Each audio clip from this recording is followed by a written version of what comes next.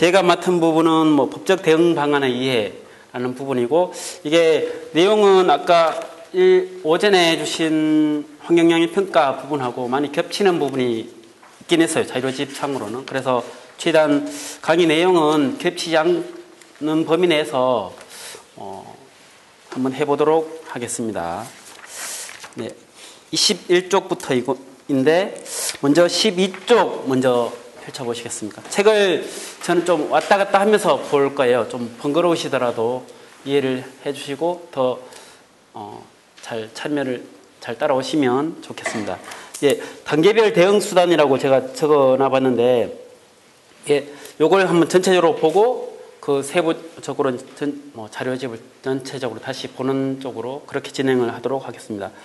예, 가에서 환경 분쟁이 예상되는 사업 계획 단계. 아직 이제 최종적으로는 사업 계획 인허가가 나고 거기에 대해서 그 이후에 이제 공사가 되겠죠. 근데 지금은 그 단계가 아니고 이제 처음에 이제 사업 언론 보도나 그런 걸 통해서 이러이러 어디에 이제 개발한다더라 그런 이제 소문을 들었을 때, 처음 그 사업에 대해서 접하게 되었을 때 우리가 제일 먼저 해야 될 게 뭐냐라는 게, 그 사업에 대한 정보를 자료를 입수를 해야 되는 거죠. 그래서 정보 공개 청구를 해야 될 거고, 그래서 그 다음에 이제 나에서 환경영향 평가 단계.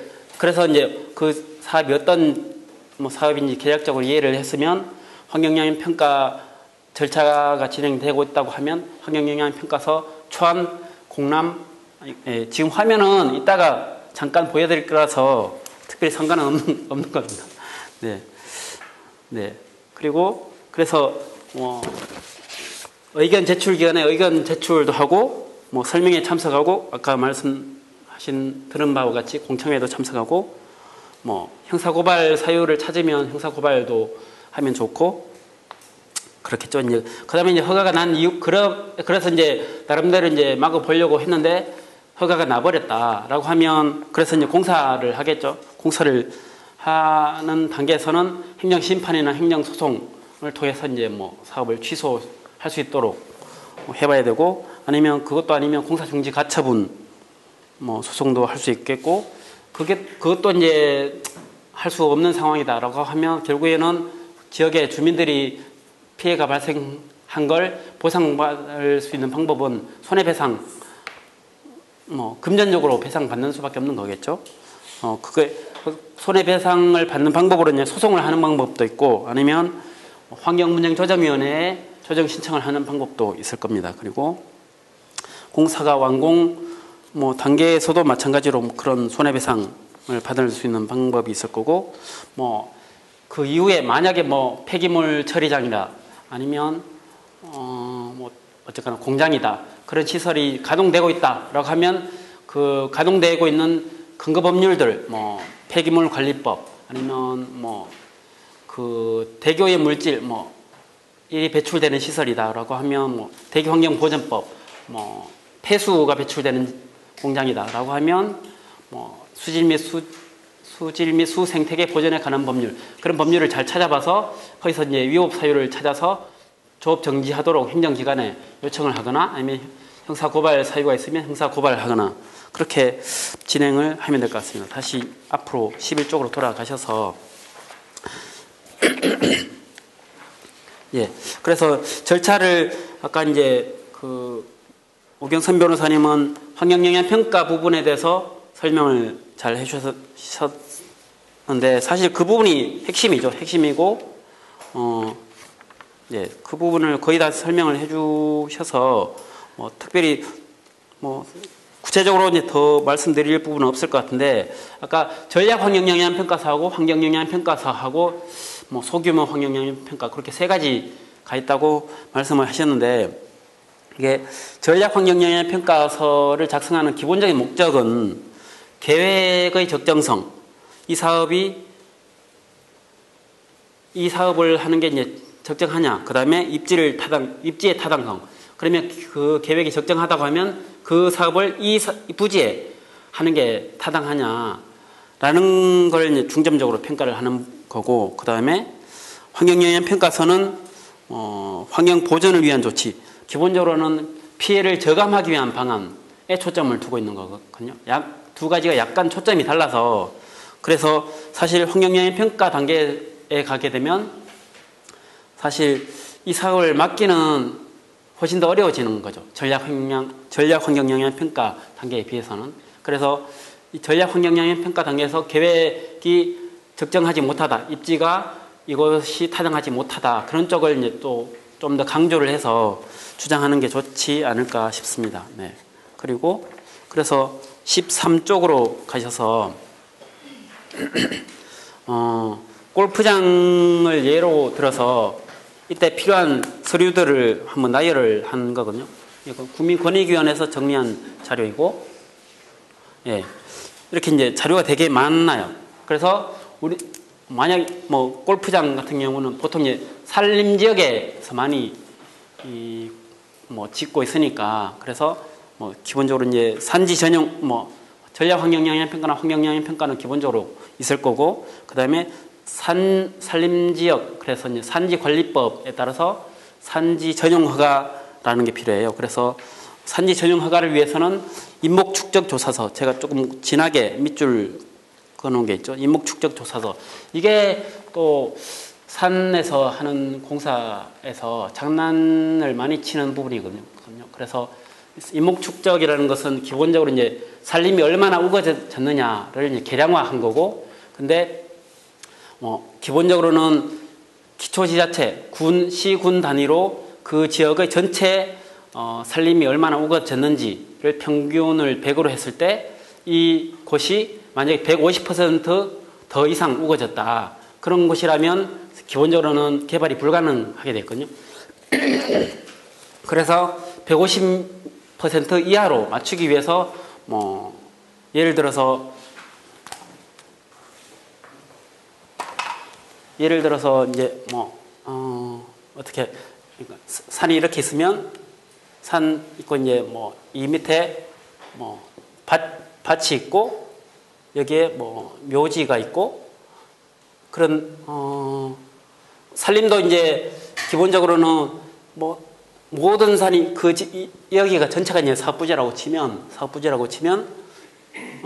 전체를 다 이제 그 인목 축적을 다 계산을 해보기는 힘드니까 표준지를 몇 군데 이제 떠서 여기에 인목 축적을 계산을 해서 전체 인목 축적을 뭐 대표하는 걸로 그렇게 하거든요. 근데 그렇게 하려면 표준지를 제일 이 전체 부지를 대표할 수 있는 가장 평균되는 지역을 골라야 될 거잖아요. 근데 그게 아니고 이 묘지가 있는 곳, 뭐 밭하고 겹쳐진 곳 이런 데를 표준지로 떠서 인목 축적을 계산하고 이런 경우가 많아요. 그래서 그 표준지를 어떤 지점을 떴는지 그런 걸 인목 축적 조사서를 정보공개 청구를 해서 받아서 내용을 확인해 볼 필요가 있다. 네, 그렇습니다. 그리고 도시계획위원회 심의자료 이런 것도 잘 살펴보시면 좋을 것 같습니다. 그래서 이런 걸 다 정보공개 청구를 해서 받으셔야 되는 거죠. 정보공개 청구에 대해서는 이따가 다시 설명을 드리도록 하겠습니다. 그리고 14쪽 가서 지금 제일 우리나라에서 환경적으로 제일 최근에 뜨거운 쟁점이 되고 있는 게 케이블카잖아요. 그래서 케이블카 관련해서 절차를 여기 조금 차이가 있어서 요거를 따와 봤습니다. 이제 문화체육관광부에서 작성한 자료를 참고를 했고, 지금 지난 8월 28일에 있었던 게 중간 부분에 있던 공원위원회 심의였잖아요. 여기서 이제 가결이 됐었고, 거기에 대해서 환경부 장관이 그래서 공원위원회에서 이렇게 이제 심의를 가결했으니까 이거를 고시한다. 외부로 이제 발표하는 고시가 있어야 이후에 아까 앞선 강의에서 말씀하신 이제 그런 취소송을 진행을 할 수 있는 거예요. 근데 아직까지 고시는 계속 기본적으로 준비에 필요한 시간이 필요한 건지 아니면 뭔가 내부적으로 좀 검토를 할 부분이 있어서 미루고 있는 건지는 모르겠지만 어쨌거나 아직까지는 거의 일주일 됐나요? 지난주 금요일이었으니까 일주일 지났죠. 일주일 지났는데도 아직 고시는 안 된 상태입니다. 네. 그래서 만약에 고시가 나면 거기에 대해서 이제 취소를 하려고 저하고 이제 뭐 소장님을 포함해서 다른 변호사님들하고 준비를 하고 있는 단계입니다. 근데 고시만 하면 바로 이제 삽질 공사를 할 수 있느냐? 지금 이 그 케이블카 관련해서는 그렇지는 않거든요. 온 계획 변경 고시가 있었다고 하더라도 그 이후에 다시 환경영향평가서를 하고 그 이후에 궤도 사업, 궤도라는 것은 뭐 케이블카를 우리말로는 삭도라고 하고 삭도와 철도 그런 걸 전체적으로 포괄하는 용어가 궤도이고 궤도 운송법이라는 법률에 따라서 궤도 사업 허가를 따로 받아야 되거든요. 그래서 그 궤도 사업 허가를 위한 환경영향 평가를 받아야 되는 겁니다. 그래서 그때 환경영향 평가를 위한 뭐 설명회나 공청회 할 때 우리가 또 다시 관여를 할 수 있는 여지가 있겠죠. 그 다음에 여기서도 이제 산림지역이기 때문에 산지 전용 허가도 문제가 될 것이고, 그 다음에 여기가 또 백두대간 보호구역의 핵심 구역이라서 그 관련된 문제도 좀 우리가 관여를 할 부분이 있지 않을까 그렇게 이제 보고 있습니다. 그 다음에 공원 계획 변경이 되고 그걸 또 구체적으로 삭도를 설치하기 위해서는 공원 사업 시행 계획이라는 구체적인 시행 계획을 세워야 되거든요. 그 시행 계획서에 관한 게 이제 15쪽에 있는데, 그래서 앞으로도 공원 사업 시행 계획서에 대해서 정보 공개 청구를 해서 여기 이제 세부적인 자료가 있으니까 이 문제점을 검토를 해보면 좋지 않을까 싶습니다. 그리고 16쪽에 보시면 여기는 일반 지역에 삭도를 설치할 경우인데 이거는 앞부분하고 앞에 골프장을 설치할 때하고 거의 비슷하니까 참고를 하시면 될 것 같습니다. 네, 환경영향평가법 제가 제 주제 분야를 넘어서는 부분일 수도 있겠지만 제가 앞에 환경영향평가에 대해서 잘 강의를 해주셨으니까 조문을 일일이 다 설명을 드릴 건 아닐 거고 이걸 통해서 조문 읽는 법을 이제 한번 공부를 해볼까 하려고 해서 이제 조문을 넣어봤습니다. 근데 변호사는 지금 여기서는 이 방에는 3명이 있거든요. 3명이 있는데 이 3명 말고 그냥 보통 활동가나 주민들이 우리가 이제 골치 아프게 조문까지 다 봐야 되냐라고 생각을 하실 수도 있는데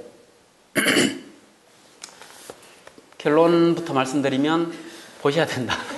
보셔야 되는 거고 우리가 기본적으로 싸울 상대방은 사업을 하는 민간 사업자일 수도 있고 공무원일 수도 있잖아요. 근데 사업자든 공무원이든 제일 무서워하는 게 법이거든요.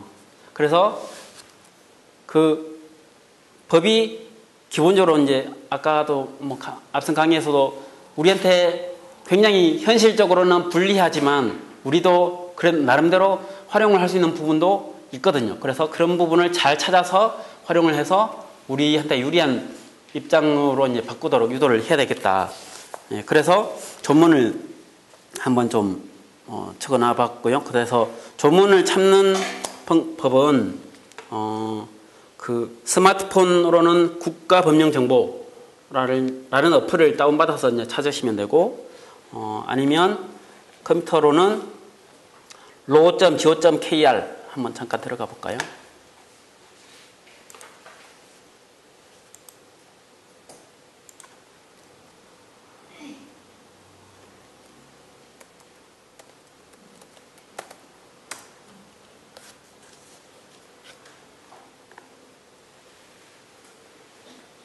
네, 여기 들어가서 환경영향평가법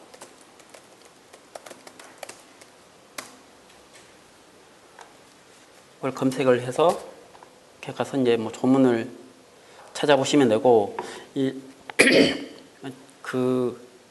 머리가 좋으신 분들은 한번 보고 이제 바로 찾으시면 되는데 저같이 이제 머리 나쁜 사람들은 보고 나면 다 까먹거든요. 그래서 여기 이제 저장하는 디스켓 표시가 있잖아요. 여기서 파일로 다운을 받을 수도 있거든요. 다운을 받아서 자기가 필요한 부분은 표시를 하든지 그렇게 하시면 다음에 또 다시 찾아보고 하시는데 편할 겁니다. 네. 네. 그렇고 조문을 공무원들하고 싸우려면 조문을 정확하게 읽을 필요가 좀 있거든요. 그거 이제 일종의 이제 기싸움인 거죠. 기싸움을 하기 위해서 나도 법 알고 있다. 니만 알고 있냐? 나도 알고 있다. 라는 거 보여주기 위해서 정확하게 몇 조 몇 항이다. 라는 걸 읽을 필요가 있고, 그래서 제 몇 조, 그래서 동그라미 1은 항, 1점은 호, 가나 다 이런 목이라고 있거든요. 그래서 예를 들어서 17쪽에 맨 밑에 라 이거를 어떻게 읽으면 될까요? 아까 어디까지 하셨죠? 뒤 인성 활동가 아까 읽으신 거 없으시죠? 예, 한번 그래 다시 한번 해보시죠. 그러니까 아니 제목 내용을 읽으라는 게 아니고 이걸 몇 조 몇 항 그렇게 한번 읽어 보시겠어요? 예.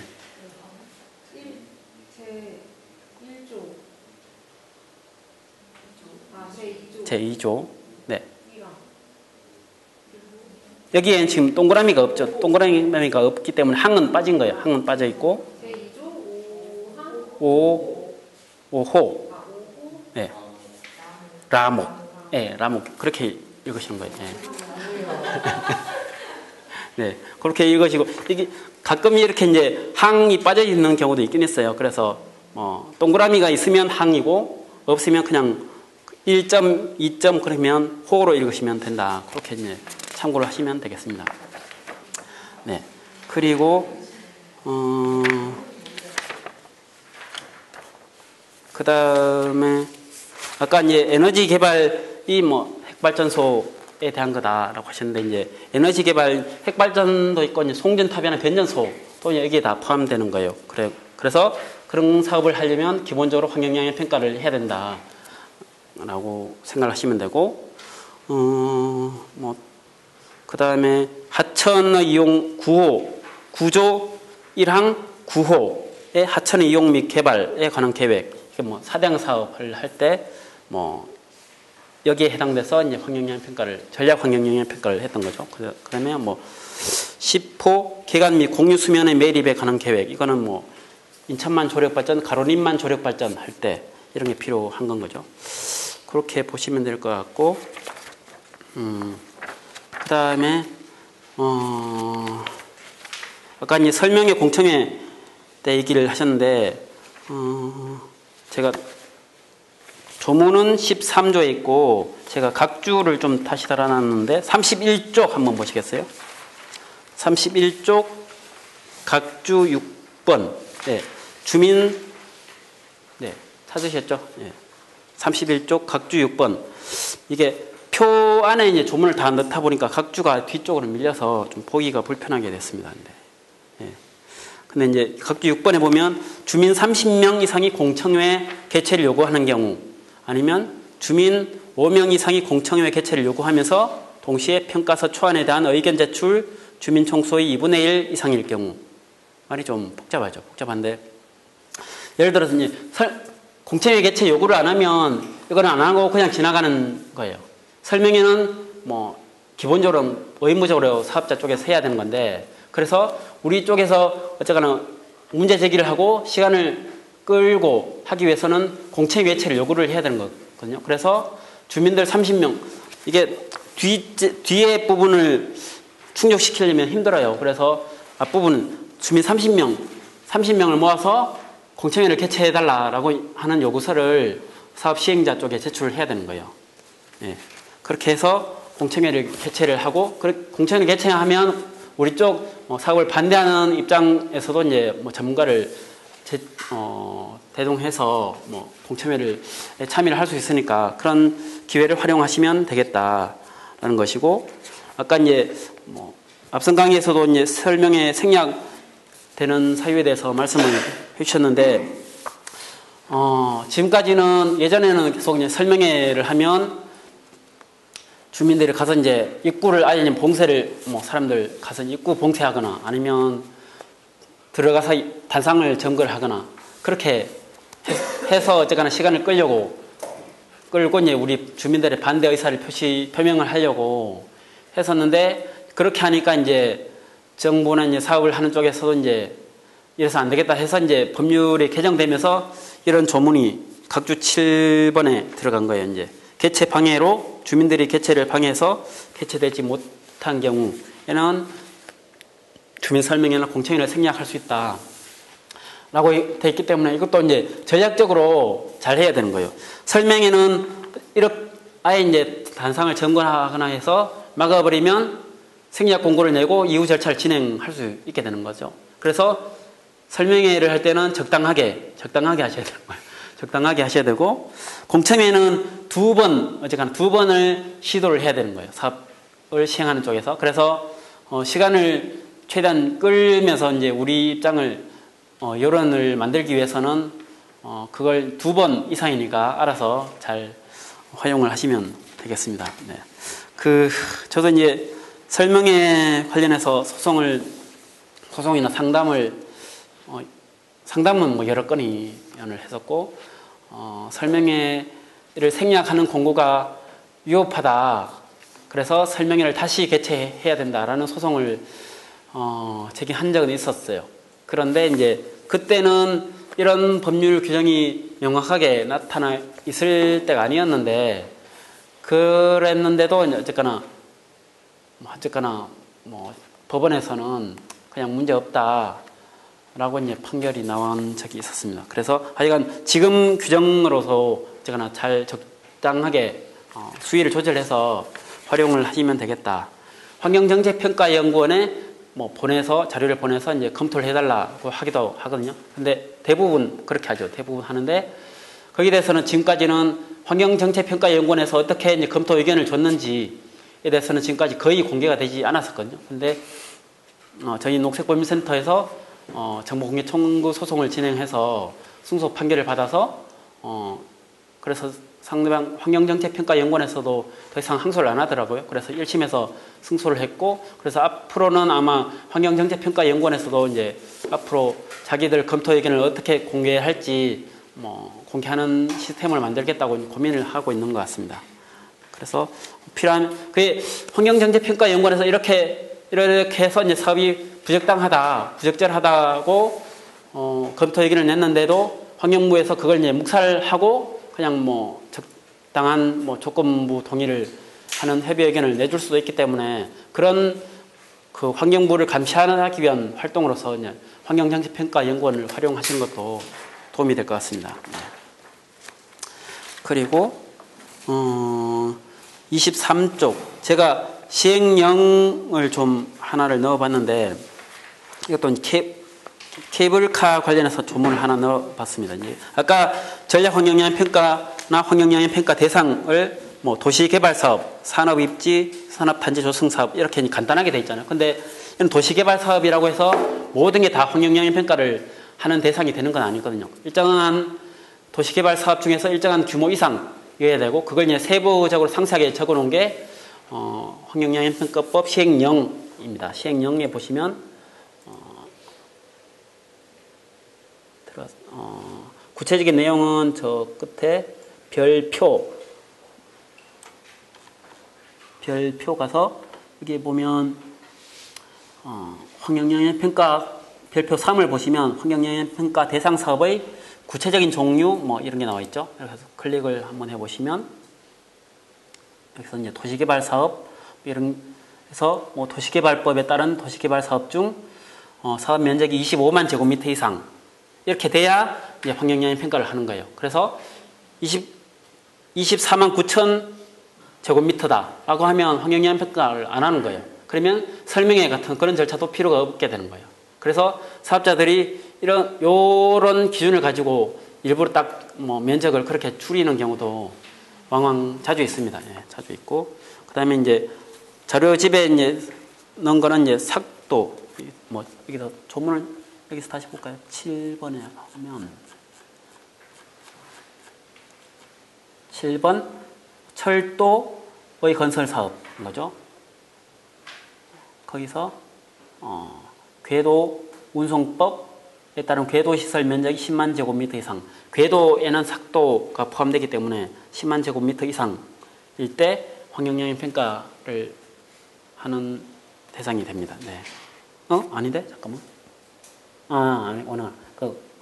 아니, 면적이 10만 제곱미터 이상일 때도 되고, 아니면 삭도 길이가 2km 이상일 때도 환경영향 평가를 해야 되죠. 그래서 설악산 케이블카는 지금 3.5km로 계획을 하고 있기 때문에 환경영향 평가 대상이 된다라는 걸 이렇게 확인을 하시면 되겠습니다.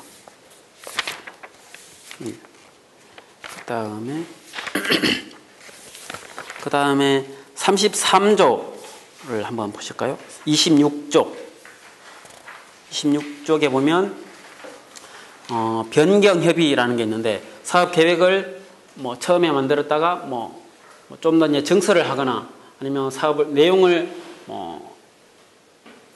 예를 들어서 폐기물 처리장을 중간 처리장을 하려고 했다가 폐기물 최종 처분장으로 그렇게 변경을 하거나, 그렇게 할 때 다시 이제 환경부에 다시 이제 협의를 받아야 되느냐라는 기준이 여기 33조에 나와 있고, 구체적인 내용은 다시 이제 환경부령까지 봐야 되는 거죠. 근데 그런 내용을 기본적으로 어떻게 구분을 하느냐라는 게 다시 31쪽에 또 이제 조문을 좀 더 꼼꼼하게 따져봐야 되는데, 대충 거칠게 보면 사업 시설 규모 면적이 30% 이상이 들어가면 환경부에 처음부터 이제 다시 재협의, 환경영향 평가서를 다시 작성해서 재협의를 받아야 되는 거예요. 그리고 그게 아니고 10% 이상 증가될 때는 승인 기관, 인허가 기관의 검토를 받고 환경부의 협의 의견을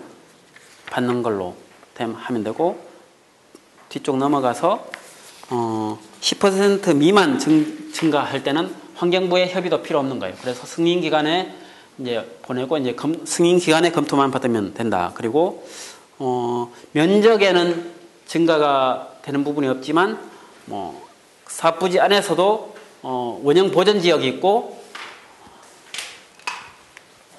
사업부지가 이렇게 있다고 치면 사업 계획상으로는 이쪽 부분은 원형 보전하겠다. 이쪽이라고 하는 사업 계획상으로는 원형 보전지였는데, 이것이 이제 도시계획법상 녹지 지역이었다. 녹지 지역이었다. 라고 했는데, 사업 계획이 중간에 변경이 돼서 녹지 지역을 포함해서 하고, 다른 쪽을 원형 보전하고, 이렇게 이제 녹지 지역을 포함해서 개발을 하겠다 라고 할 때는 사업자가 그냥 자체적으로 환경 보전 방안만 마련해 놓으면 된다. 그렇게 해서 이렇게 이제 사업 계획이 변경되는 것도 잘 보셔야 되는 거예요. 어떻게 변경됐을 때, 이렇게 변경될 때 요건을 잘 거쳤는지 또 잘 살펴보셔야 된다라는 것이고, 네.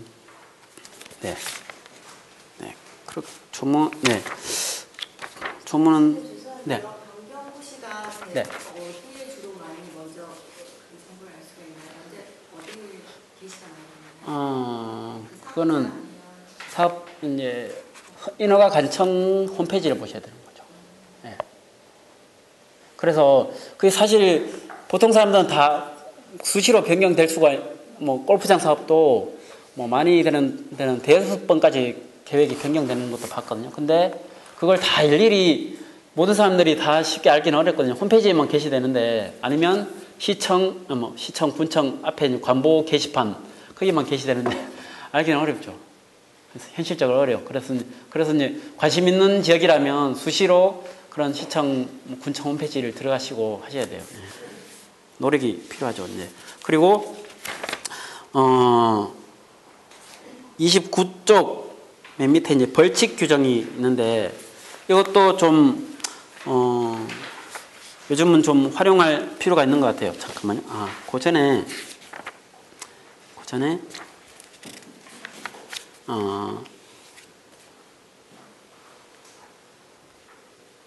그 27쪽에 보면 사업 35조 1항에 보면 사업자는 뭐 협의 내용을 이행하여야 한다. 당연한 거죠. 기본적으로 환경부에서 이런 걸 이제 뭐 준수해야 된다라는 협의 조건을 내걸었으면 그걸 이제 다 지켜야 되는 건 당연한 거고, 그 다음에 사업자는 그 관리대장을 공사 현장에 갖추어 둬야 돼요. 그래서 그리고 지금 여기는 적지 못했는데 이거를 매년 뭐 공사가 뭐 만약 2년 3년 동안 진행이 되고 있으면 매년 그래서 2014년 동안 관리대장을 원래 2014년 뭐 2월까지 관공서에 제출해야 되거든요. 그래서 그걸 이제 정보공개 청구를 해서 뭐 받아볼 필요도 있는 거죠. 그리고 40조에서 1항 승인기관장은 사업자가 협의 내용을 이행하지 않을 때 이행에 필요한 조치를 명해야 된다. 그래서 이제 그래서 40조를 보고 잘 이것도 이제 활용을 할 필요가 있는 게 그래서 환경영향 평가가 나왔고 이제 공사를 하고 있는데, 그래서 이제 우리가 현장에 가봤더니 뭐 멸종위기종이 우리가 새롭게 이제 우리 가서 이제 새롭게 찾아봤는데 그걸 이제 다 이제 깔아뭉개고 이제 공사를 하고 있더라. 그러면 잽싸게 이제 승인기관 뭐 시도지사 아니면 시군청 시군수가 되겠죠. 한테 가서 이런 상황이 발견됐으니까 보존 조치를 멸종위기종에 대한 보호 조치를 조치하도록 해라, 명령을 내려달라라고 해서 뭐 멸종위기종 보호 조치를 명령하도록 하고, 그게 안 되면 공사 중지 명령을 내리고 그렇게 하도록 해야 되는 거죠. 이런 건 골프장 하면서도 이 조문을 많이 활용해서 했으니까 다른 지역에서도 잘 활용하시면 될 것 같습니다. 그리고 다시 29쪽 벌칙 규정이 있는데, 만약에 이제 그렇게 공사 중지 명령을 내렸는데 무시하고 이제 그대로 진행하는 경우는 잘 없긴 하겠죠. 근데 어쨌거나 그럼 만약에 공사 중지 명령 무시하고 이제 하는 경우 형사처벌 규정이 있으니까 이걸 형사 고발하시면 돼요. 고발은 누구나 할 수 있기 때문에. 네. 그 다음에 74조 보시면 74조 1항 3호에 보면 다른 환경영향 평가서 등의 내용을 복제하여 평가서를 작성한 자, 이런 경우가 가끔 있어요. 이제 평가업자들은 맨날 기본적으로 이제 평가서 틀이 있으니까 그걸 가지고 갖고 와서 이제 복사하고 해서 조금 수정하고 하다 보니까 옛날 다른 지역의 걸 그대로 이제 남겨두는 실수겠죠. 아마 실수일 가능성이 높겠는데 남겨두는 경우가 있죠. 그래서 우리 입장에서는 좋은 거예요. 그렇게 있으면 이거 다른 데 거 복사해 온 거 아니냐, 이걸로 형사처벌 하겠다고 하면 환경영향 평가업자 입장에서 상당히 부담이 되겠죠. 그리고 기본적으로 이렇게 이제 형사 고발하는 게 결국에는 내가 원하는 이 사업을 막는 거는 실패를 하더라도 이렇게 형사 고발을 하고 하면 환경영향 평가를 하는 업자 입장에서도 계속 이제 긴장을 하게 되겠죠. 긴장을 하고 좀 더 충실한 앞으로 평가서를 만드는데 그렇게 도움이 되지 않을까 싶어서 이런 형사 고발 규정도 잘 활용을 하셔야 되겠다. 그런 차원에서 이제 보여드리는 겁니다. 그리고 그 다음에 이제 74조 1항 4호 보면 환경영향 평가서 등을 거짓으로 작성한 자, 이게 예를 들어서 이제 경사도라든지 멸종위기종에 대해서 기존에 문헌조사가 있는데 그걸 이제 일부러 누락시켰다든지 그런 걸 거짓인 부분이 확인이 되면 이것도 형사고발 할 수는 있습니다. 네. 근데 저도 해봤는데 이게 거짓이냐 단순히 이제 과실로 빠뜨린 거냐, 이게 계속 쟁점이 되면서 실제로 처벌까지는 하기가 어렵기는 하더라고요. 근데 그래도 형사고발 되는 것만으로도 환경영향 평가 업자들은 상당히 긴장을 할 수 있으니까 잘 활용을 하시면 좋을 것 같습니다. 네. 그리고 이제 32쪽에서 환경영향 평가 한계 부분은 아까 옹경선 변호사님이 잘 얘기를 하셨던 것 같고, 네, 저도 밑에 중간에 있는 판결문 부분은 읽고 싶지 않은 부분이라서 아까 읽으셨기 때문에 생략을 하겠습니다. 그리고 환경민원 상담, 예, 단체에 있으시면 뭐 지역의 주민들이 상담을 뭐 많이 오실 수 있잖아요.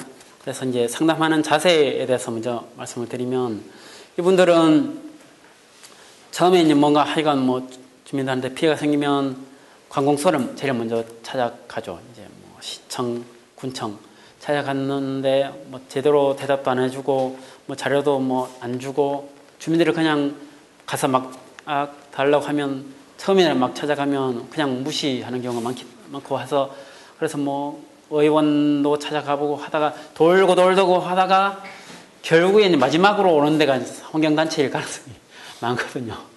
그런데 그렇게까지 돌아서 오는 과정에서 그 사람들은 심적으로 상당히 이미 고통을 받고 있는 거예요. 그래서 그걸 먼저 잘 다독여 주는 게 중요할 것 같다. 그 다음에 잘 다독여 주고, 그래서 이제 일단은 그런 공감을 해준 다음에, 그래서 이제 사안에 대해서 구체적으로 질문을 해서 어떤 문제가 있는지 그를 파악을 하셔야 되는 거겠죠. 그래서 그러면 보통 주민들은 아무 자료도 없이 그냥 오시는 경우들이 대부분이거든요. 그래서 아까 말씀드린 이 사업에 필요한 자료들이 뭐가 있을지, 환경영향평가서가 있을지, 환경영향평가 대상 사업인지를 먼저 검토를 하셔서 환경영향평가서하고 뭐 인허가 이미 났을 수도 있거든요. 주민들 아까 말씀하셨다시피 막 공사가 들어와서 그때 이제 막 알게 돼서 이제 뭐 관공서 찾아가고 하는 경우가 많기 때문에, 그래서 그때는 인허가 서류가 이미 다 완비가 되어 있기 때문에 인허가 서류, 환경영향평가서 그런 걸 다 이제 정보 공개 청구를 해서 입수를 해서 검토를 하셔야 되겠다. 그리고 뭐 필요한 자료들은 참고를 하시면 될 것 같고, 아까 이제 보여드리려고 한 게 지적도인데, 이 좋은 세상이잖아요. 좋은 세상이라서 이제 이게 지번까지 네이버에서 다 나오거든요. 다음에서는 아직 이런 기능은 없어요. 여기서 지금 여기 서구 가장로 52 여기 이 주소를 한번 찾아봤거든요. 그래서 어디야?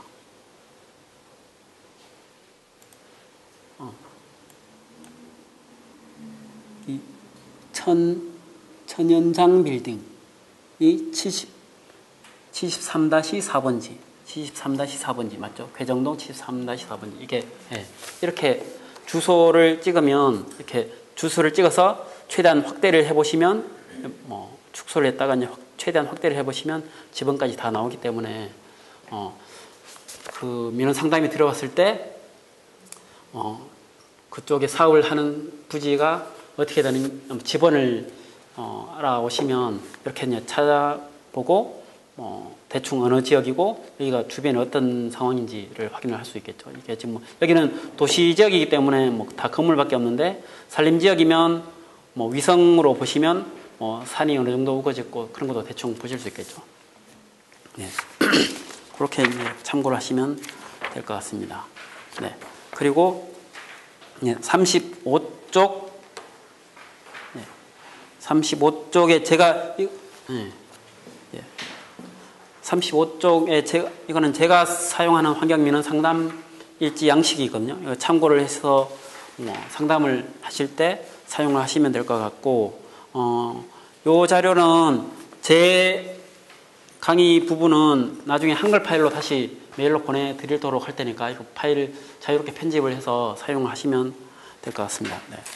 그리고 정보공개 청구, 여기서 정보공개 청구 한 번도 안 해보신 분 다 해보셨나요?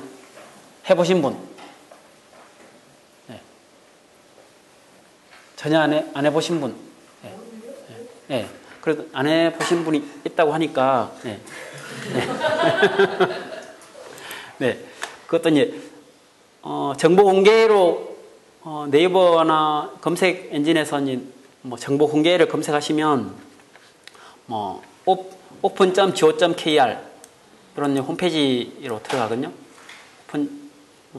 이렇게 이제 홈페이지 검색해서 외우기도 쉽죠. open.go.kr 아니면 그냥 정보 공개 이렇게 검색을 하시면 들어가시고 올 수 있고, 여기서 이제 로그인 하려면 아이디는 만드셔야 돼요. 아이디는 만드셔야 되고, 그래서 이제 정보 공개 청구 들어가서 청구 신청 클릭해서 뭐 내용을 공공기관으로 해서 들어가서 이제 뭐 필요한 내가 필요한 자료가 어디에 어떤 기관을 기본적으로 어떤 기관인지는 알아야 되겠죠. 어떤 뭐 시군청으로 가서 거기에서 내가 필요한 환경영향 평가서 뭐 이런 자료를 어떤 사업에 관한 환경영향 평가서 그렇게 이제 정보 공개 청구를 하시면 웬만하면 뭐 다 받으실 수 있을 겁니다. 근데 지금 이거는 공공기관이어야 된다는 거고, 그 다음에 지금까지는 민간 사업자가 그 사업을 운영하는 과정에서 뭐 공장을 운영하는 과정에서 거기서 어떤 물질을 취급하고 어떤 오염 물질이 있고 거기서 이제 배출되는 오염 물질은 얼마나 있는지를 받을 수 있는 방법은 사실상 없었거든요. 없었는데 작년 말에 이제 법률이 환경오염 피해 정확하게 아마 이거는 다음 강의에서 이소영 변호사님이 간단하게 설명을 하실 것 같긴 한데,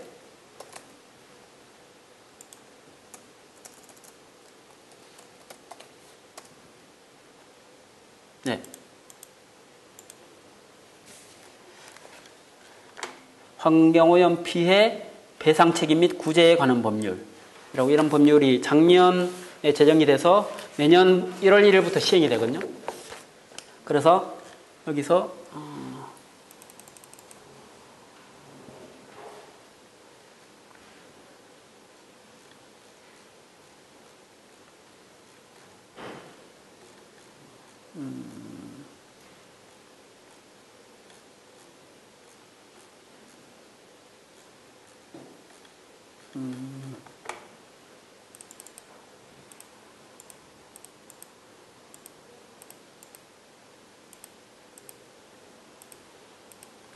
네.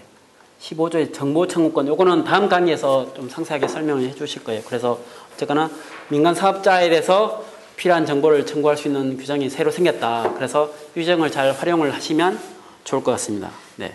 일단 그건 다음 강의에서 잘 들으시고, 일단은 기본적으로 정보 공개 청구를 이렇게 하시면 되고, 근데 그냥 관공서에, 이걸 이제 인터넷으로 해도 되고, 그냥 관공서에 직접 찾아가서 거기에 보면 민원실에 가면 정보 공개 청구서 양식이 있을 거예요. 양식으로 이제 청구를 하셔도 되는데, 처음 막 가서 하면 그냥 공무원이 무시하고 그냥 뭐 비공개 준다, 못 준다라고 하는 경우가 많거든요. 그러면 주민들이 처음에 가서 이제 자료 달라고 했는데 안 주면 그냥 돌아서서 이제 그냥 포기를 해버리는 경우가 많으시거든요. 근데 거기서 포기를 하시면 내가 꼭 받아서 봐야 될 자료다라고 하시면 거기서 포기를 하시면 안 된다.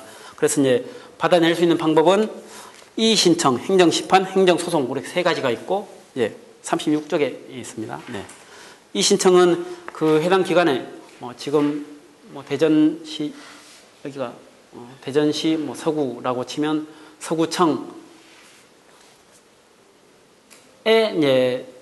에서 이제 다시 정보공개심의위원회를 열어서 공개해 줄지 말지를 결정하도록 하는 거거든요. 그래서 이게 조금 지역의 조그마한 사안에 관한 정보다라고 하면 이것도 이 신청을 하는 것도 상당히 효과가 있더라고요. 그래서 담당 공무원 입장에서는 그 위에 자기 상급자들이 다 모여서 심의위원회까지 열고 한다고 하면 상당히 긴장을 해요. 그래서 다시 전화를 해서 내가 잘못했다고 하면서 자료를 다시 주는 경우도 있어요. 그래서 이 신청을 지역의 조그마한 사안 같은 경우에는 그렇게 이제 이 신청을 하면 제일 빨리 받으실 수 있다. 그런 방법이 있고, 조금 그게 어려울 것 같다라고 치면 행정심판위원회, 이거는 예를 들어서 이제 서구청, 대전 서구청에 정보공개 청구를 했는데 비공개 결정이 나왔다. 그러면 거기에 대해서 상급 건청, 대전광역시 행정심판위원회에서 이제 결정을 행정심판위원회를 열어서 거기서 이제 공개를 해줄지 말지를 결정하는 거죠. 그리고 만약에 대전시에서 비공개 결정이 나왔다. 그러면 중앙행정심판위원회에 가서 결정을 공개할지 말지를 결정을 하는 거죠. 그것도 근데 국책사업 같은 경우에는 행정심판위원회로 가도 비공개에 나올 결정이 나올 가능성이 높죠. 그래서 결국엔 마지막으로 갈 수 있는 데는 법원이고, 그래서 행정소송을 하는 거죠. 행정소송을 할 때는 아까 오전에도 들으셨겠지만 제소기간을 잘 지켜야 된다. 비공개 결정을 받은 날로부터 1년, 그리고 거의 정보공개 청구 소송에서는 안 날이 받은 날하고 거의 똑같을 테니까 사실 비공개 결정을 받은 날 통지서를 받은 날 바로 알게 될 거고, 그러면 안 날로부터 90일 석 달 안에 소송을 제기를 해야 되는 거예요. 행정심판도 마찬가지고. 그래서 그 기간을 잘 지켜야 된다. 이 신청은 30일 이내에 하셔야 된다. 그런 걸 기간을 준수하는 게 굉장히 중요합니다. 그리고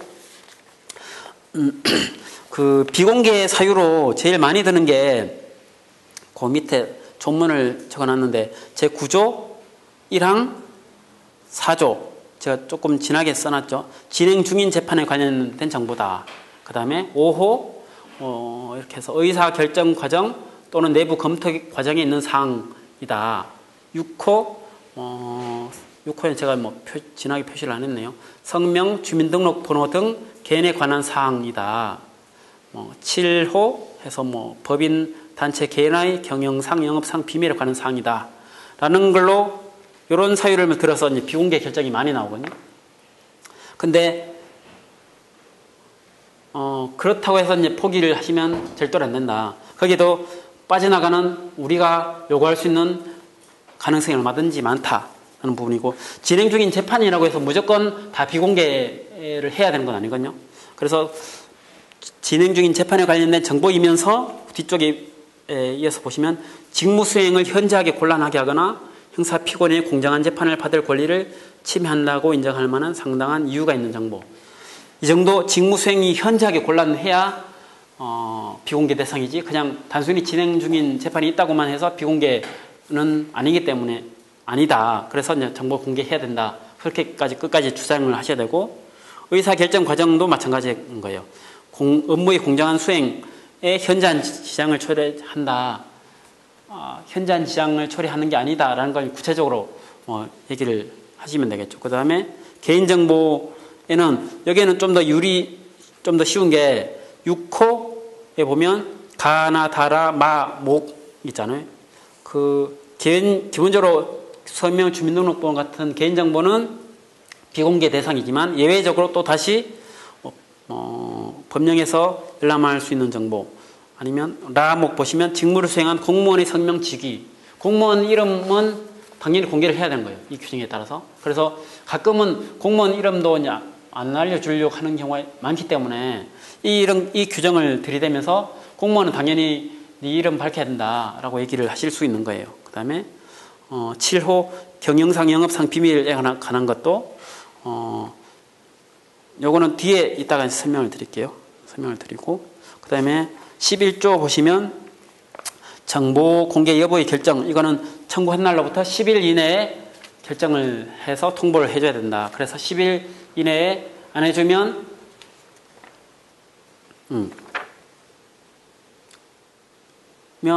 행정청 입장에서는 위법한 거예요. 그래서 이걸로 이렇게 공개를 기간을 놓쳐서 뒤늦게 이제 비공개 결정이 나오곤 하면 거기에 대해서 다시 정보공개 청구 소송을 하고, 그래서 정보공개 청구 승소 판결까지 나오면 관공서, 시청, 군청 아니면 공무원들 상대로 해서 손해배상 소송을 할 수도 있어요. 그래서 실제로 이제 손해배상 소송을 배상금을 받기도 하는 사건도 있었거든요. 그래서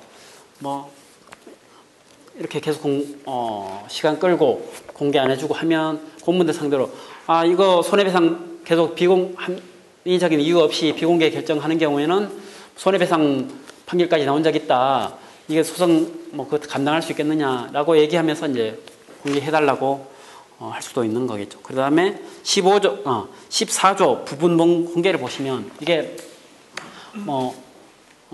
사업 계획서에 대해서 정보 공개 청구를 했는데 거기에 개인정보가 들어있다라고 하는 이유로 비공개를 할 수 있잖아요. 근데 사업계획서 전체가 다 개인정보가 아니거든요.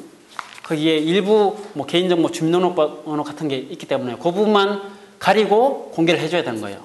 그래서 이 부분 근데 아예 통째로 비공개를 했을 때 이 14조를 잘 활용을 하셔야 되는 거예요. 뭐 공개할 부분과 비공개할 부분이 있으면 그 부분을 비공개할 부분을 제외하고 공개해야 된다. 이 14조를 활용하시면 되고 15조 이것도 기본적으로 우리가 원하는 형태로 받을 수 있거든요. 종이로 복사를 해서 받고 싶으면 종이로 복사를 해달라고 하면 되고 아니면 파일로 받고 싶으면 파일로 받을 수 있는 거예요. 원칙적으로. 근데 현저하게 뭐 그렇게 이제 전자 형태 파일로 변환하는 게 어려울 때는 그냥 종이로 할 수는 있는데 기본적으로는 내가 원하는 형태로 뭐 종이든 파일이든 그렇게 받을 수 있다. 이걸 기본적으로 참고를 하시면 되겠습니다. 네. 그 다음에 제가 행정심판 청구서 제가 작성했던 청구서를 2건을 첨부를 해놨습니다. 이것도 39쪽을 보시면 청구인이 인천녹색연합이었고 비청구인이 인천광역시장이었기 때문에 행정심판위원회는 중앙행정심판위원회겠죠. 그리고 그 다음에 이거는 지금 행정심판 청구서를 지난달 말에 제기를 해놓고 아직 결정이 나온 건 아닙니다. 아닌 사건인데 참고 삼아 보시라고 넣어놨고 이게 검단 장수 인천 지역을 관통하는 주로 이제 산이 한남 정맥이라고 하는데 한남 정맥을 관통해서 도로를 뚫으려고 하는 계획을 세우고 있어서 거기에 관한 자료를 공개해달라라고 하는 행정심판 청구서를 작성했고 이것도 45쪽에 보시면 그래서 이제 여기서도 경영상 영업상 비밀이다라고 그래서 비공개할 수밖에 없다라고 했었거든요. 그래서 영업상 경영상 비밀이라고 치더라도 무조건 비공개 대상이 되는 건 아니다. 그거를 잠깐만요. 그래서 44쪽에 있네요. 44쪽 9조 1항 7호에 보면 경영상 영업상 비밀은 비공개 대상이 되긴 하지만 그 밑에 가목에서 사업활동에 의해서 발생하는 위해로부터 사람의 생명, 신체, 건강을 보호하기 위하여 공개할 필요 있는 정보 그 다음에 나목에서 위법 부당한 사업활동으로부터 국민의 재산, 생활을 보호하기 위해 필요한 정보 이런 거는 공개를 또 해야 되는 거예요. 그래서 45쪽에서는 이런 생명, 신체, 건강을 위해서 필요한 정보다라고 하는 걸 이제 상세하게 적어주는 거죠. 네. 그래서 중간쯤에 보면 즉 도로 예정지에서 불과 50m 떨어진 곳에 이런 초등학교, 고등학교, 학교와 아파트가 인접해 있다. 그래서 이제 소음 분진 피해가 발생하기 때문에 정보 공개가 필요하다. 이렇게 이제 이런 부분을 상세하게 주장하는 게 좋겠죠. 그 다음에 47쪽 이것도 이제 인천녹색연합에서 인천 서구청장을 상대로 했던 사건이고 그래서 밑에 보면 인천광역시 행정심판위원회에서 결정을 내리겠죠. 이거는 그래서 뒤쪽에 48쪽 보시면 SK에너지에서 사후 환경 영향 조사 결과 통보서를 이제 공개해달라고 했는데 비공개한 사건이었고 그래서 행정심판에서 승소를 했어요. 승소를 해서 이제 자료를 받게 된 사건입니다. 이것도 여기서도 49쪽에 개인정보를 이유로 영업비밀을 이유로 비공개했는데 다 부당하다. 그런 걸 이제 상세하게 논박을 한 사례가 있으니까 참고를 하시면 될 것 같습니다. 네.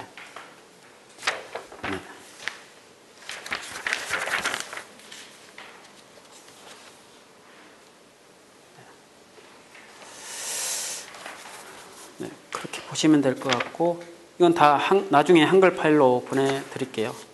그래서 만약에 필요하실 때 직접 이제 작성을 하셔서 이제 행정심판 청구를 하셔도 되고 좀 작성하시다가 힘드시면 저한테 연락을 주시면 제가 도와드리도록 하겠습니다. 네.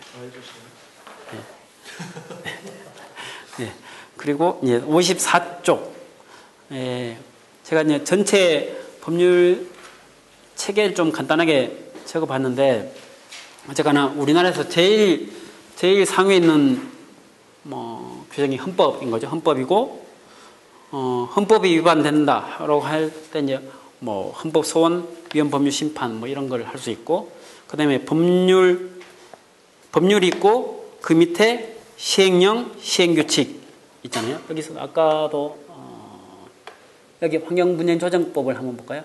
환경분쟁조정법 이제 법률인 거고 환경분쟁조정법 시행령을 대통령령이라고 하죠. 그 다음에 환경분쟁조정법 시행규칙을 환경부령이라고 하죠. 이제 환경부에서 만드는 규정을 시행규칙이라고 하고 대통령의 이름으로 만드는 게 이제 시행령인 거죠. 그렇게 이해를 하시면 될 것 같고, 그 밑에 뭐 또 훈령 지침 뭐가 있을까요? 환경영향 평가법을 다시 보시면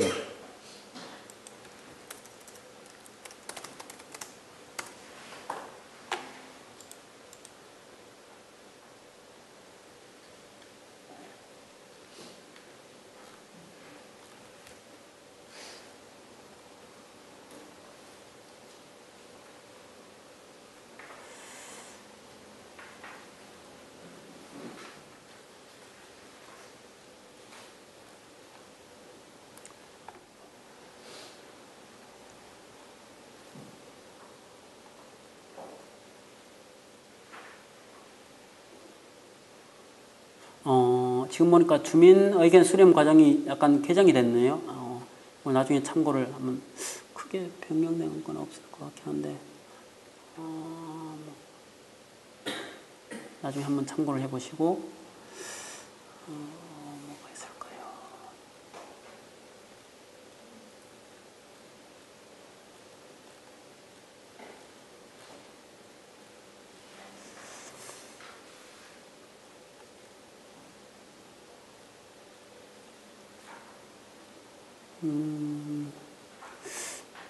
법률에서 바로 연결되도록 하는 훈령이나 지침 같은 게 있는데, 여기 있네요. 예. 여기 보면 환경에 이거 뭐 우리한테 직접 중요한 건 아닌 것 같은데 잘 보면 뭐 환경영향 평가를 대행할 때 필요한 비용의 산정 기준, 이거는 뭐 우리하고 직접 상관없는 거긴 하지만 참고 삼아 이제 환경부 장관이 기준을 고시해야 한다 이런 규정이 있잖아요. 이런 거 밑에 보면 위임 행정 규칙이라고 있어요. 이걸 클릭을 해보시면 밑에 이게 나오고 산정 기준 해서 제 내용을 보시면 되고, 이렇게 보셔도 뭐 밑에 있는 훈령이나 지침 같은 걸 보고 싶으면 이렇게 이제 찾아가셔도 되고, 아니면 행정 규칙을 클릭해서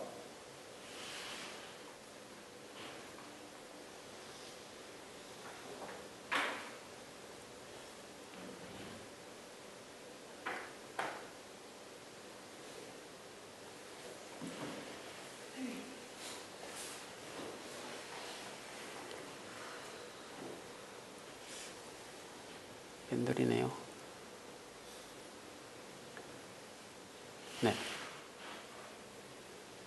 이렇게 환경영향 평가로 검색해 보면 이렇게 환경영향 평가 관련된 규정들이 여러 가지가 있는 거예요. 여기서 우리가 좀 봐야 될 게 뭐 댐 관련된 거면 친환경 댐 건설을 위한 환경영향 평가 지침, 아니면 또 그다음에 또 볼만한 게 환경영향 평가서 등 작성 등에 관한 규정.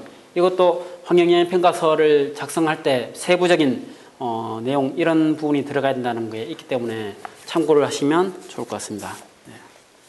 네. 그리고 시행령 시행규칙. 네. 근데 기본적으로 훈령 환경 이런 거 지금 여기 이것처럼 환경영향 평가서 등 작성 등에 관한 규정, 이거는 환경부 고시인 거고, 고시, 훈령, 지침 이런 거는 사실 법규라고 하는데, 환경부에서는 자기가들이 만든 거니까 스스로는 지켜야 되겠지만, 그걸 이제 국민이 지키는 걸 이제 국민들에게도 이제 뭐 구속되지는 않는 거거든요. 그렇지만 그래도 이런 규정이 있다. 그래서 너네들이 만든 규정은 잘 지켜야 되는데 왜 안 지키느냐, 그렇게 얘기를 하시는 건 얼마든지 가능하니까 그렇게 이제 활용을 하시면 되겠습니다. 예. 네. 그다음에 제소기간은 아까 얘기를 했고, 행정심판 관할에 대해서도 얘기를 했고, 그다음에 기본적으로 이제 어떤 사업을 하는 걸 막기 위해서는 행정소송, 취소소송이나 무효확인소송을 해야 되는 거고, 근데 이제 그럴 수 있는 상황이 아니고, 결국에는 사업이 한참 진행이 됐고, 뭐 주민들한테 현실적으로 이제 피해가 발생했다라고 하면 결국에는 손해배상을 받는 방법이 밖에 없겠죠. 그래서 기본적으로 취소소송, 아까 막기 위한 방법으로 취소소송, 무효확인소송 두 가지는 어쨌든 행정소송의 일종인 거고, 그 다음에 그거하고 별도로 공사중지 가처분, 이건 민사소송으로 진행할 수 있는 건데, 행정소송으로 해서 승소하기도 어렵지만 공사중지 가처분을 해보니까 이건 더 어렵더라고요. 왜냐하면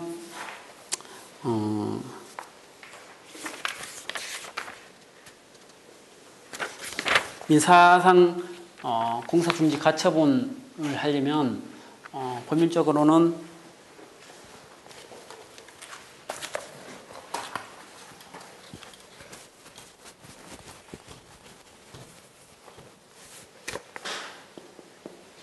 제가 글씨를 좀 못 써서 죄송합니다. 피보전 권리,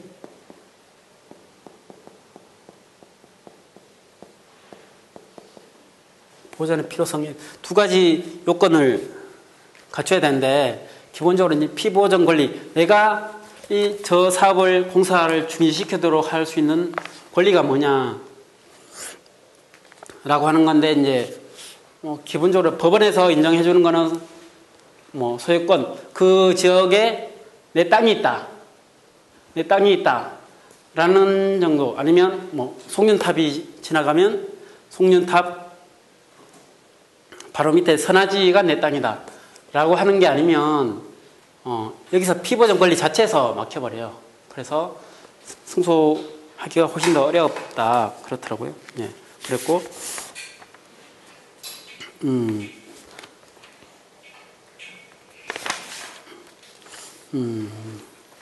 앞에 이제 54쪽에 있는 거는 새만금 소송, 아까 이제 앞선 강의에서 들으신 부분이고, 55쪽에 공사중지 가처분 관련한 판례는 제가 천성산 도롱뇽 소송 사건을 넣어봤습니다. 이게 도롱뇽 소송은 원고가 도롱뇽만 됐던 건 아니거든요. 도롱뇽하고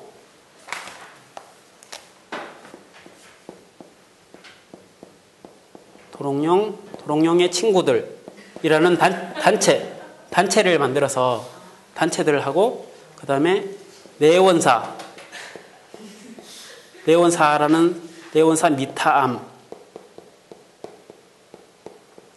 이렇게 이제 4개 주체가 원고가 돼서 소송을 했는데, 도롱뇽은 당사자 능력이라고 해서 아예 이제 사람이나 법인만 어쨌거나 소송을 할 수 있는 능력이 된다 해서 이제 각하가 됐고, 도롱뇽의 친구들은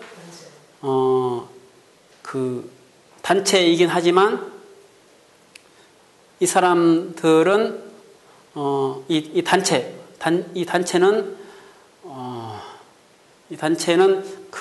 이 지역에 땅을 갖고 있는 소유권을 가진, 재산권을 가진 사람이 아니기 때문에 그래서 이 사건하고 관련이 없고, 그래서 도롱뇽의 친구들은 그 소유권은 없지만 헌법상 환경권에 따라서 우리가 이제 피해가 인정이 되기 때문에 재판을 해달라라고 했지만, 법원에서는 그것도 안 받아줬죠.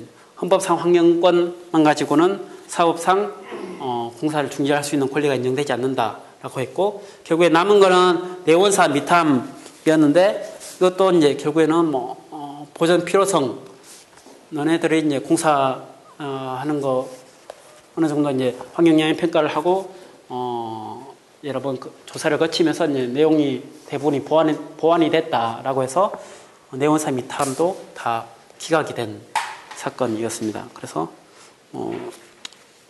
여기서 조문 맨 끝에서 두 번째 말하는 신청인 단체가 내세우는 환경권의 취지는 여기서 말하는 신청인 단체가 도롱뇽의 친구들이라는 단체였습니다. 근데 다 기각이 됐다는 것이고, 그 다음에 56쪽 그래서 환경분쟁 조정 신청, 이거는 이것도 중앙환경분쟁조정위원회가 환경부 산하에 있고, 그 다음에 지방환경분쟁조정위원회는 시도, 광역시도에 설치가 되어 있거든요. 그래서 그 관할 구분 기준은 청구 금액이 1억 원을 초과하면 중앙, 1억 원 이하이면 지방이거든요. 그래서 주로 이제 이거는 우리가 살고 있는 아파트 옆에 도로 공사를 한다, 아니면 다른 공장이나 다른 아파트 공사를 한다.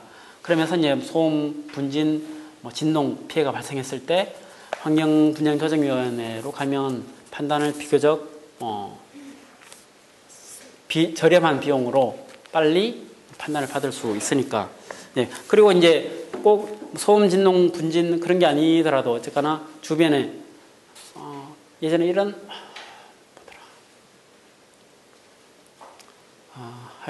하여간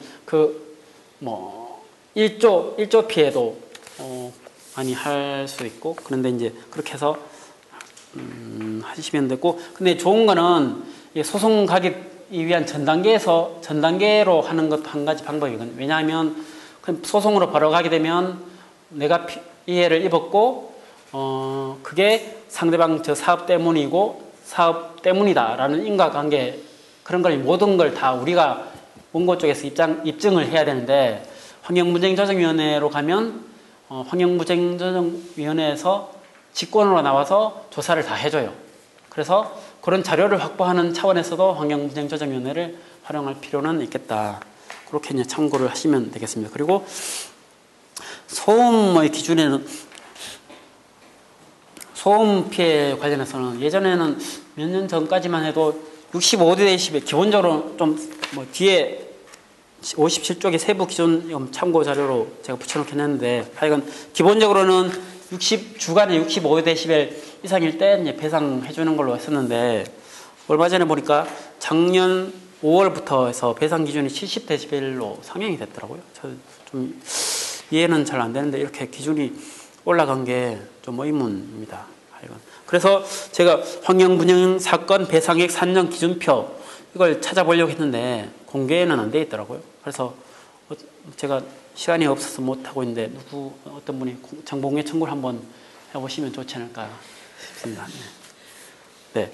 그리고 마지막으로 이제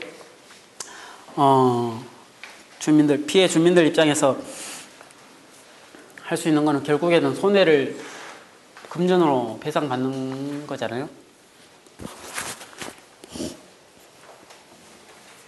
네. 그래서 이제 손해배상 사건을 몇 건을 제가 인용을 했습니다. 네. 했는데 57쪽에 이 환경사건에서 입증 책임을 어떻게 내가 어디까지 입증을 해야 되느냐에 대한 기본적인 판례거든요. 그래서 이 사건은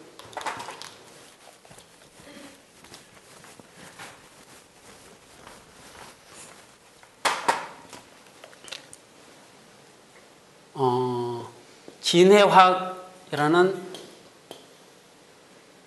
공장이 있었어요. 공장이 있고 여기 이렇게 이제 강물로 이제 흘러왔고, 이 바닷가에 여기서 이제 김양식장을 하는 데가 있었는가 봐요. 근데 진해화학이라는 공장에서 폐수가 배출돼서 흘러와서 김양식장이 오염이 돼서 김을 망쳤다는 사건이었죠. 그래서 여기 보면 양괄로 1번 피고 공장에서 김의 생육에 악영향을 줄 수 있는 폐수가 배출되고, 일단은 첫째로 폐수가 배출됐고,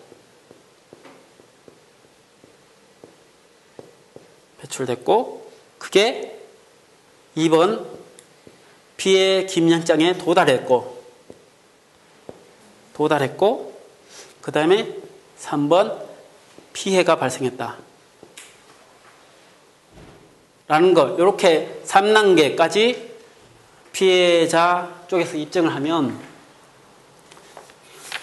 뒤쪽으로 넘어가서 58쪽, 그러면 여기가 이제 원고인 거죠. 원고고, 여기가 피고, 우리가 이제 손해배상을 해달라고 이제 소송을 한 거니까, 피고가, 그러면, 이렇게 1, 2, 3번만 원고 주민 쪽에서 입증을 하면 손해배상을 하는 게 원칙이에요. 근데 피고 쪽에서, 배상을 안 해주기 위해서는 공장 폐수 중에서는 김생육에 악영향을 미칠 수 있는 원인 물질이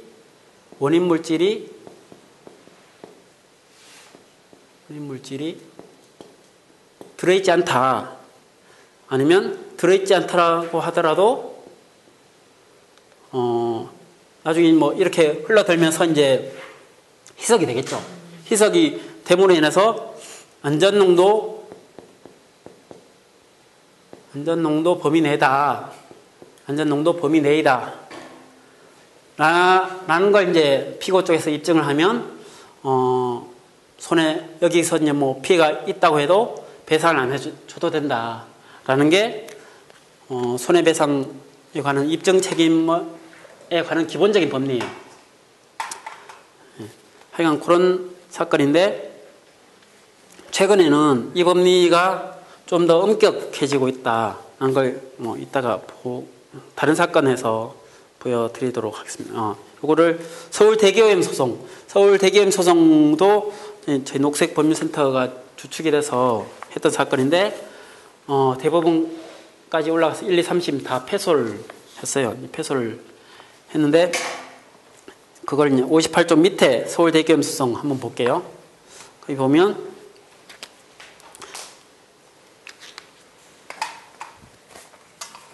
까만색밖에 없네. 비특이성 질환의 경우에는 그러면 먼저 특이성 질환이 뭔지를 알아야 되겠네요. 그러면 59쪽에 고엽제 소송, 이걸 먼저 보면 좋겠네요. 예.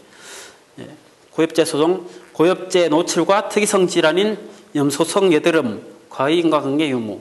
이건 이제 베트남전 참전했던 군인들이 거기에서 맞았던 고엽제 때문에 이제 피해가 생겼다라고 해서 이제 손해배상 소송을 했던 사건이고, 거기서 염소성 여드름, 몸에 여드름이 나는, 정확하게 어쨌거나 염소 때문에 이제 여드름이 나는 거겠죠. 근데 그거는 고엽제 때문에만 발생하는 질환인 거예요. 그래서 그런 걸 이제 특이성 질환이라고 하고, 폐렴, 폐암, 이런 거는, 담배, 예를 들어서 담배를 피면 폐렴이나 폐암이 걸릴 가능성이 높다. 그거는 맞는 말인데, 폐렴, 폐암이 무조건 담배만 핀다고 해서, 발생하는 건 아니잖아요. 또 다른 원인으로, 지금 고엽제 같은 원인으로 발생할 수도 있는 거고, 대기오염 물질 때문에 발생할 수도 있는 거고, 다양한 원인에 의해서 발생할 수 있는 질환을 비특이성 질환이라고 하는 거죠.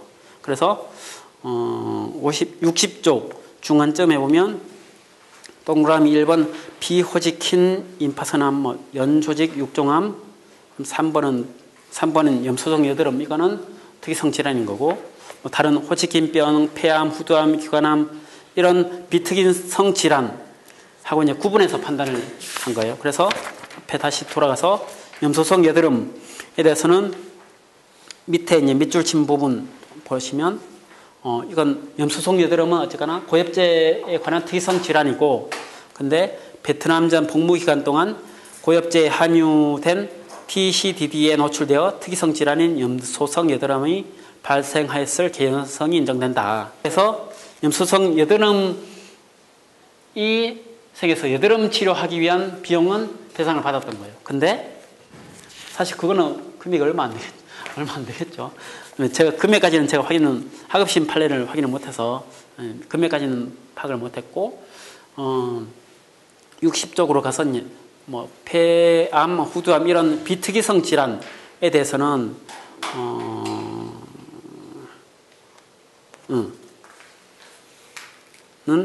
저 밑에서 2, 4, 6, 8, 10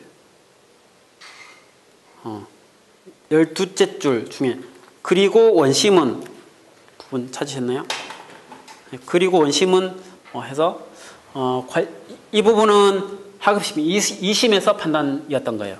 2심에서는 원심은 관련 선정자들이 베트남전에서 노출되어 보유 질병에 걸렸을 상당한 개연성이 있음을 원고들이 증명한 이상 피고들이 반증으로 관련 선정자들이 베트남에 복무할 당시 노출된 TCDD가 보유 질병을 발생하게 될 정도의 농도가 아니라거나 아까 여기서 이 진해화학 사건에서 한 거죠.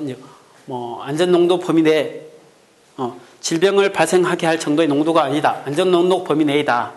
라고 하거나 그 질병에 관해서 실제 TCDD에 노출된 참전 군인들의 발병률이 TCDD에 노출되지 아니한 집단과 유사하거나 낮다는 점을 증명하거나 이것도 거의 비슷한 거죠. 그 다음에 아니면 또는 관련 선정자들이 각 보유 질병이 전적으로 다른 원인에 의해서 발생했다. 원인 물질이 들어있지 않다. 이건 거겠죠. 이런 걸 피고 쪽에서 입증해야 된다. 증명해야 된다. 근데 그걸 증명하지 못했다. 그래서 이런 비특이성 질환에 대해서도 피고 쪽에서 책임을 져야 된다. 라고 2심에서 판단을 했던 거예요. 근데 그 60쪽 맨 끝에 보면 나라에서 그러나 원심의 위와 같은 판단은 수긍하기 어렵다. 라고 해서 이제 2심 판단을 뒤집었던 거예요. 그러면서 61쪽에 보면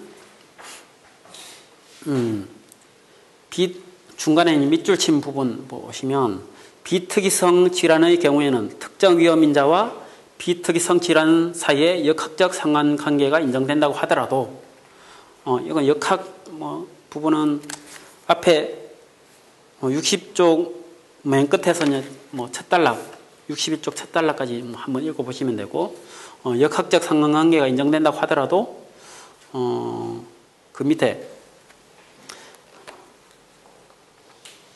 위험에 노출된 집단에서 그 비특이성 질환의 위험인자에 노출되지 않은 집단에서 비특이성 질환에 걸린 비율을 상당히 초과한다는 점을 증명하고 그 다음에 또 집단에 속한 개인이 위험인자에 노출되는 시기, 노출 정도, 발병 시기, 노출되기 전의 건강 상태, 생활 습관, 질병 상태 변화, 가족력 등을 추가로 증명하는 등 이런 것까지 다 일일이 증명을 해서 그래도 이제 인과관계가 인정된다라고 할 때만 피해를 인정해 주겠다라는 거예요. 그래서 예전에 이때 이제 진해화학 사건에서 추가적으로 원고 쪽에서 입증해야 될 요건들이 이렇게 이제 훨씬 더 엄격하게 만들어 놓은 거예요. 그래서 지금으로서는 피해자들이 배상받기가 하는 부분입니다. 네.